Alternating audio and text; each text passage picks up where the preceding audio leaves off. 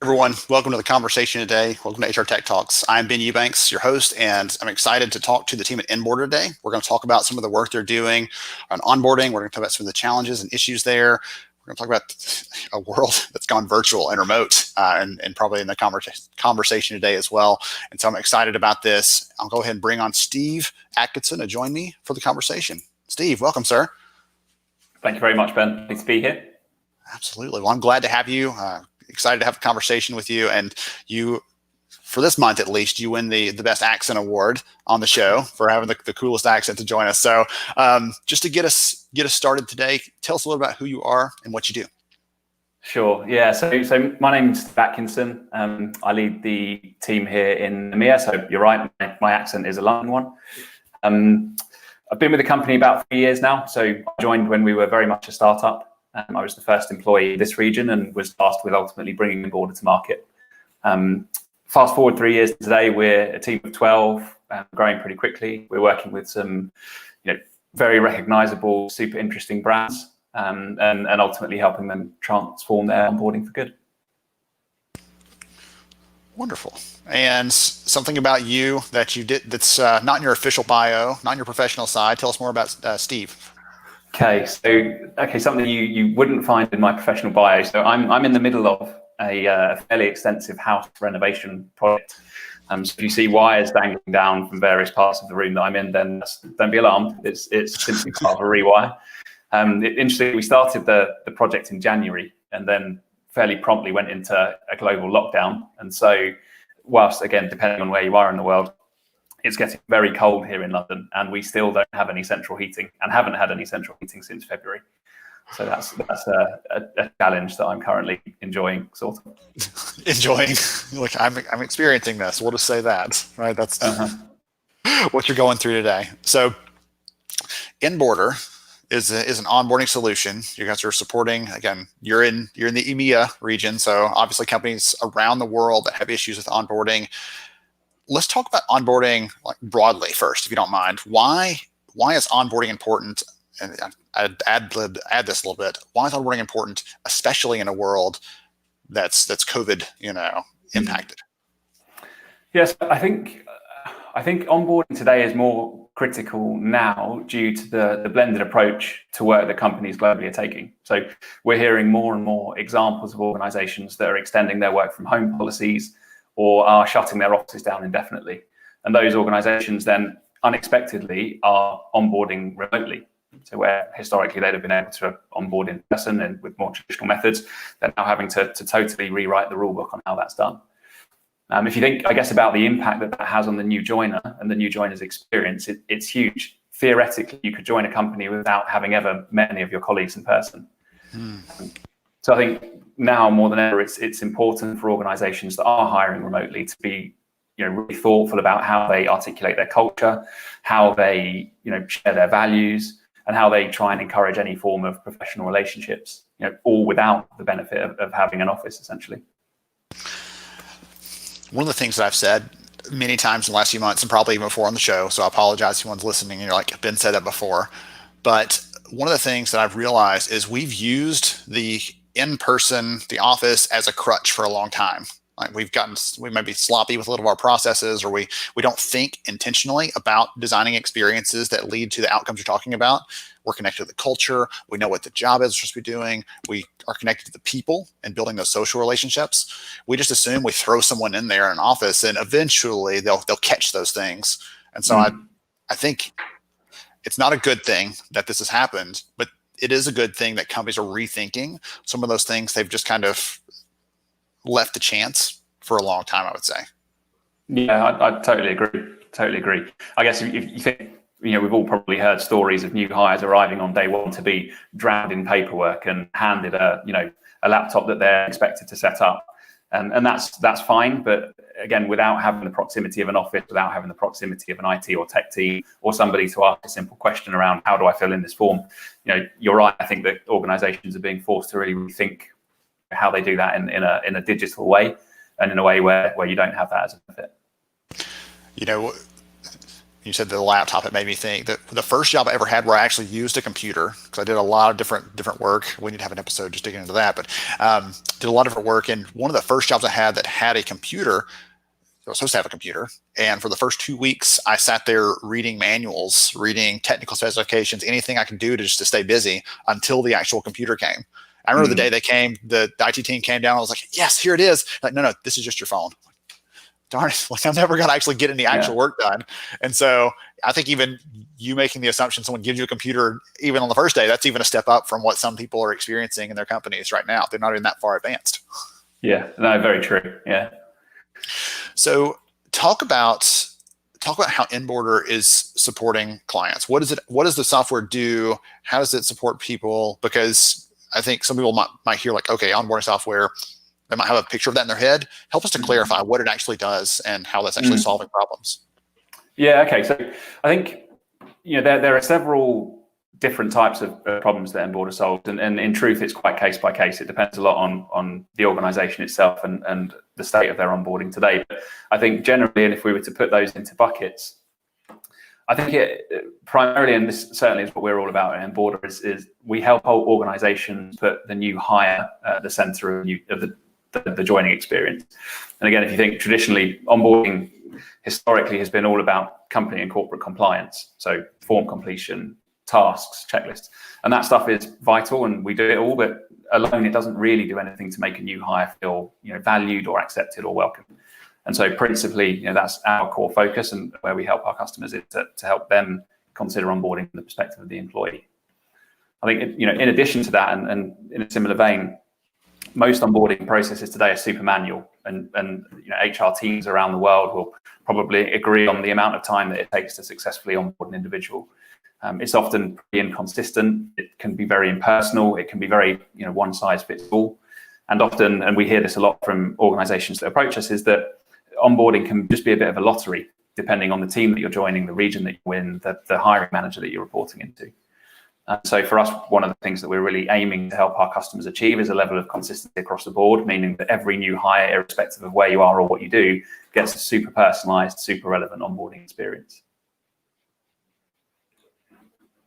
We're taking notes on this stuff. Actually, sorry, I'm trying to capture some of these things because I'm amazed that some research we did a couple of years ago around managing a global workforce. So if someone's managing people that they have employees outside of the country where they are, doesn't matter where those employees are. In the data, we saw that it takes about 4 hours per person per month to handle things like pay and onboarding and communicating with those employees. And like when it's one person, it's okay. It's not a big deal. But if you have 10, 100, if you're hiring quickly, any of those kind of things can dramatically, exponentially increase the difficulty of doing that. And I can't imagine compounding that with the lottery comment you made, where you might get that manager that always waits until the day someone starts to start requisitioning resources for people or to try to get their tools and things together. Like, oh yeah, Steve, you're starting today. I forgot. Like, hang out here. I'll find a place to put you. Like those things can dramatically create this terrible experience from the very first day, the very first moment. It's supposed to be like the honeymoon phase. And imagine the honeymoon going like that. Like no one would ever stay married. Yeah. I agree, and one of the things we talk about certainly when we're demoing the platform and we're talking, philosophically about the issues that we're trying to solve is that if you consider the new joiner experience from recruitment process onwards, you think about the recruitment process and it's super personalized, very one-to-one, very engaging and high touch, and by the time an offer letter is signed, your new hires are super excited about the organization that they're joining. But what we see time and again then is between offer acceptance and day one, which can be anything from weeks to months, depending on notice periods and where you are in the world, is new hires just hear nothing at all. And you make a great point. Something like 80% of new hires don't hear from their manager between offer acceptance and day one. Sometimes if they do hear anything from the organization, it's super impersonal, super task driven. There are some forms to complete and off you go. And fast forward to day one, we see this time and again too, where a new hire arrives on day one at the office and the organization just isn't ready. Laptop hasn't been provisioned, desk isn't set up, manager's forgotten the new hire start today. And in those worst case scenarios, those new hires start to feel undervalued, treated like a commodity, and maybe that they've made the wrong decision. And it's really there that you start to see early attrition, lost productivity, and a host of other negatives. So that's a real common problem that we try and solve. If we can reverse that as a trend, then we can positively impact on those things. You said productivity, and that kind of spurred me. I asked you about the problems it solves earlier, and you talked about like specific things. We're solving the onboarding issues, but you and I both know that rolls up, right? When people are not able to connect in, when they're not able when they don't have the right resources, they don't have the right connections with the company, the right connections with their peers and their colleagues, they don't have that intentional connection at the beginning. That impacts their productivity, right? Depending on their role, it can impact revenue generation, all kinds of other things that your leadership of the company does care about. If you told them the way we're onboarding people is costing us, 10% in our revenue because we're not able to get people up to speed fast enough, or they're not productive quickly enough, like those things generate real conversations and can lead to consequences, I guess, if we don't have those things really ironed out. And so I want to make sure and highlight that because you talked about it, and again, those things, but the audience might not have made that connection, that this isn't just about making sure Steve has his tools so he can get to work, but it starts to, if you do that, imagine that negative experience compounded across an entire workforce population. Every new person that comes in has some weird patchwork version that may be good, may be bad, but overall isn't consistent. That leads to impacts on the bottom line, ultimately, when you're not doing those things in the right order and putting some consistency there. Yeah, for sure. And I think we see some really interesting nuances around the different regions that we work in. And I'll give you an example of customers that we have in India. It's genuinely acceptable in India to renege on a job offer. So you might accept an offer and say, "Great, I'll see you in a couple of weeks' time," and then not join because a better offer has come along. And never mind. So one of the things So one of the things that we really try to help our Indian customers achieve is this almost prediction of no-shows. So we can start to kind of understand whether or not a new hire is interacting with what we're sending them in that pre-hire phase. And if they're not, then potentially we can flag them as a no-show, which helps them kind of mitigate. So you're absolutely right. I think that what we can help HR achieve, at least, is a narrative that they can take back to the business to talk about why onboarding is as business critical as we think it is.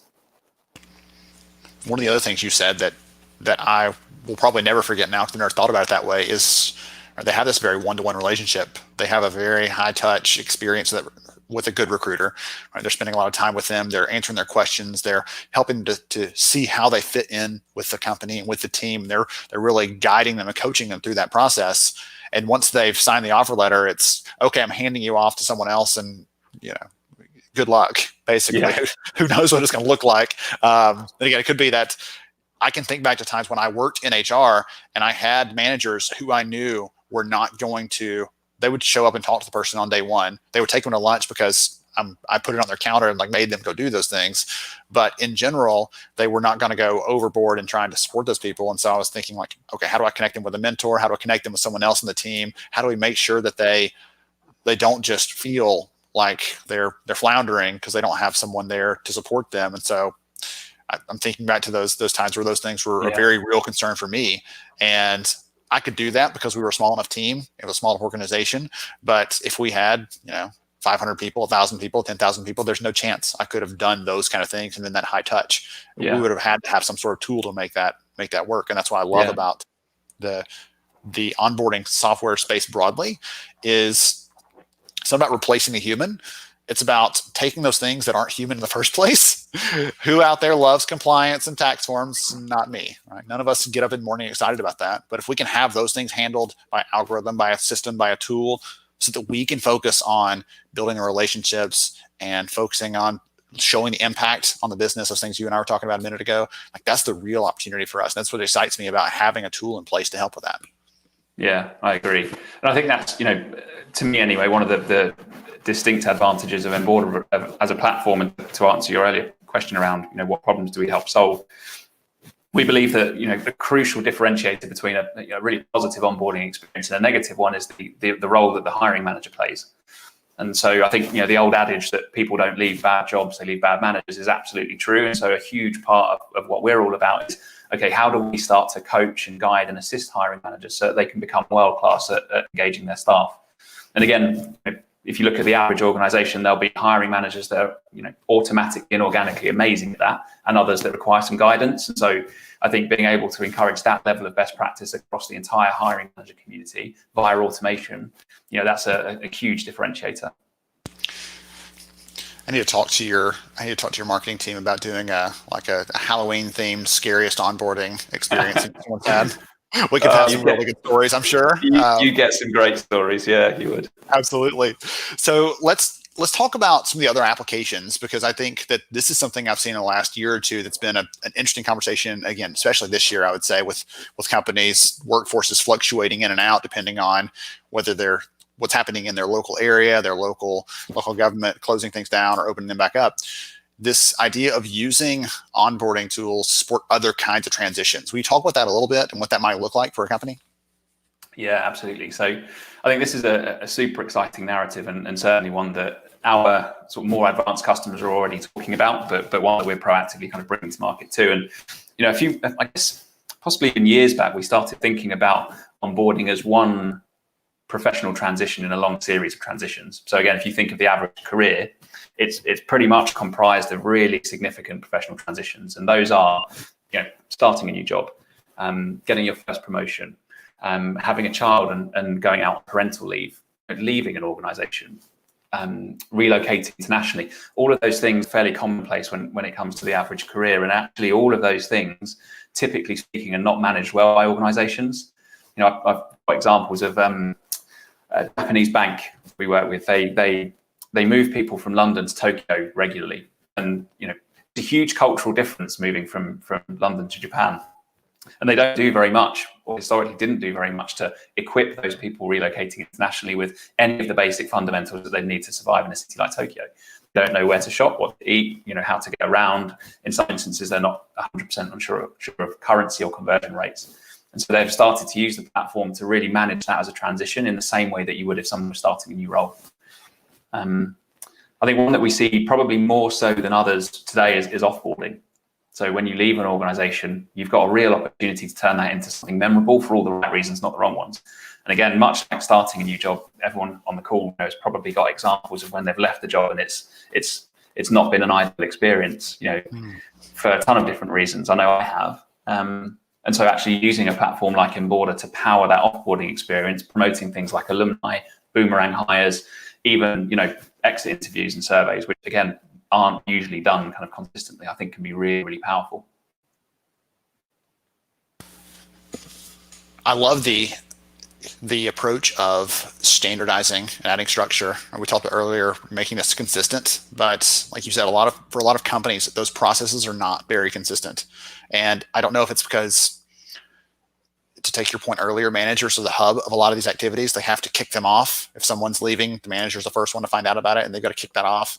I don't know if it's what it is that makes us bad at that broadly as a function. I'm going to paint with a broad brush, but again, I've been there, so I'm pointing at myself too. And I love the fact that we can take something that's about not just onboarding and bring someone in, but it's about managing that transition, making sure we're checking off the right documents, making sure that we got the right things, we're presenting with the right information so they know what to do next. There are so many different use cases. The ones you mentioned, I'm thinking of other ones, right? Even really obscure ones. There's one thing when we used to have employees. Speaking, you and I were chatting about international travel before we started the call today. When I used to work for a government contractor, if we had an employee that went outside the country, we had to give them a country-specific security briefing if they had a security clearance on here's what to expect, here's where to stay in the hotel rooms, here's how you protect information, protect your money. Like it was a very in-depth kind of thing. And that's like, I'm not a travel agent or anything else, but we had to walk them through these things. And if it was ever out, we had someone else do it. And they're always like, it's not the same. And so that consistency thing popped in my head. Like it's about making sure people get through the right steps. We have some record that they've gone through those. They have the right information so they can make decisions, so they can make that transition as seamless as possible. Will there be bumps? Always. Everything has something that's unforeseen or unexpected. But if we can eliminate as many of those question marks as we can for someone, especially when they're going through you talk about, thinking about parental leave or something like that, making sure that they feel like they're as confident and comfortable with that decision as possible as they're going through it. That goes a long way towards creating this really positive experience for the person at a personal level and globally when we have that consistency there. Yeah, I agree. I think parental leave, organizations are getting really good at keeping touch days and that kind of thing, and they're super valuable. But let's say that, if you're on maternity leave 6 to 9 months, certainly in the UK, it's quite commonplace to return to the organisation, maybe to a different team or manager. And so in theory, that's reboarding, that's bringing someone back into a different role. And so the exact same principles that apply to onboarding around how do we learn about this person as an individual, how do we integrate them into the team, how do we make them feel super valued and accepted, they all still apply. So I think it's a big miss, and it's a big missed opportunity for organizations not to kind of invest in that from an experience standpoint. One other thing occurred to me just now. You were talking about, and I'll ask you in a minute about a customer, but you were talking a little bit ago about these different countries and things like that. And it escaped my thought at the moment, but let's say that I am hiring someone in a new country for the first time. Like, I don't even know what in the world is involved with that onboarding process, which things are required, how to make sure I'm walking through those things, how to make sure not just consistent for everybody that starts here in this office where I might be sitting, but for people that are starting 2,000 miles away in another country where I've never hired someone before. Having that kind of insight, that kind of clarity, again, the consistency on that front too, is not just about the compliance, because we know that's important, but it's about making sure that it feels the right way. You mentioned the Indian example, because that's a cultural difference. Trying to hit on those kinds of cultural norms and things that might otherwise just, you haven't been exposed to that. You don't know what you don't know yet. I think that's a really interesting point too that I didn't talk about earlier, but I think adds value for someone that's thinking about using something like this to onboard their people, especially if you have them in a lot of different geographies, a lot of different regions where you're getting support for those kind of things that you just wouldn't know otherwise. Yeah, I agree. And I think we call Enboarder a dynamic platform, and what we mean by that is, depending on your role, your seniority, your job title, your geo, it will drive you down the most personalized, most relevant onboarding journey that's applicable. And so again, going back to this idea that one size absolutely doesn't fit all when it comes to onboarding, I think is the correct one. One size fits one. Everybody else needs their own. Yeah. I don't know where I heard that, where I read that a couple of years ago, but that's stuck with me too. So do you have a story, a customer example, something like that? Help us to illustrate this a little bit, think through how this might look in practice. Yeah, okay. So one that springs to mind, and only because it's a pretty current one. So in the UK, we work with an organisation called Vodafone. You may or may not know it. It's a kind of international, multinational telco provider. They're part retail, part B2B, very B2C, but certainly a kind of mega brand in that sense. We started working with them maybe 18 months ago, pre-COVID, and they've done a phenomenal job of building an onboarding experience. But over the last 6-8 months, they've had to transition their business so dramatically from high streets and retail to not, and have ultimately entirely redesigned their onboarding, for a non-in-person virtual generation in a sense. And so interestingly, we're running a webinar actually with them next week, which will be fascinating to hear exactly how they did that and the thought that went into how they sort of translated what they did into what they do going forwards. I love that piece of it, because my experience is colored a little bit, because when I did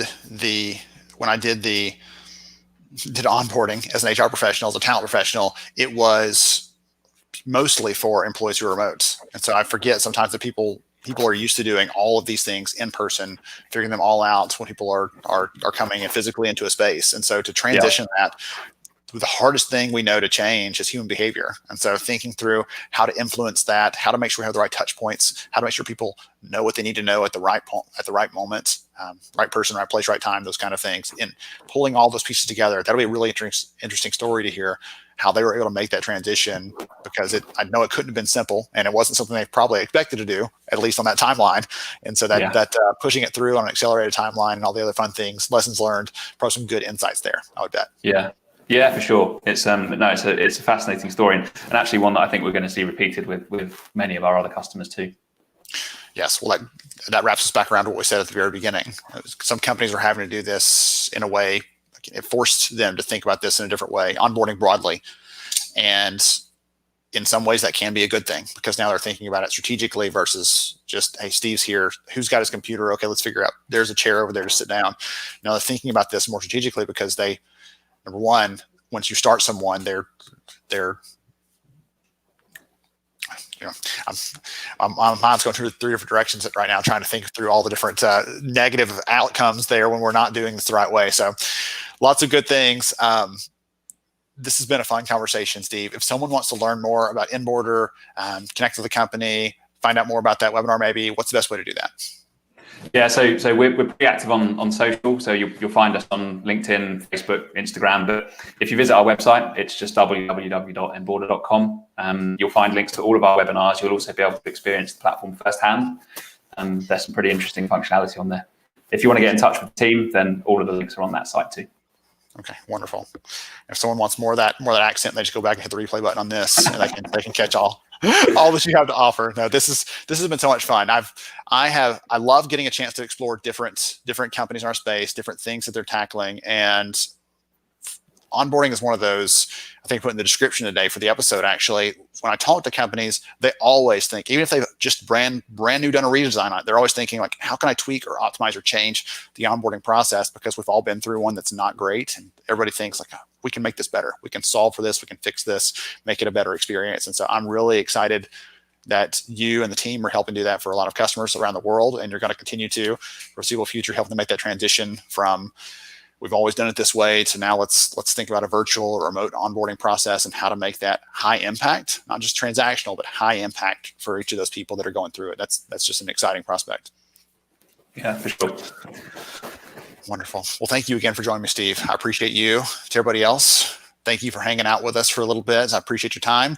Check out enboarder.com if you want to learn more about what they're up to, and stay safe. Have a good week.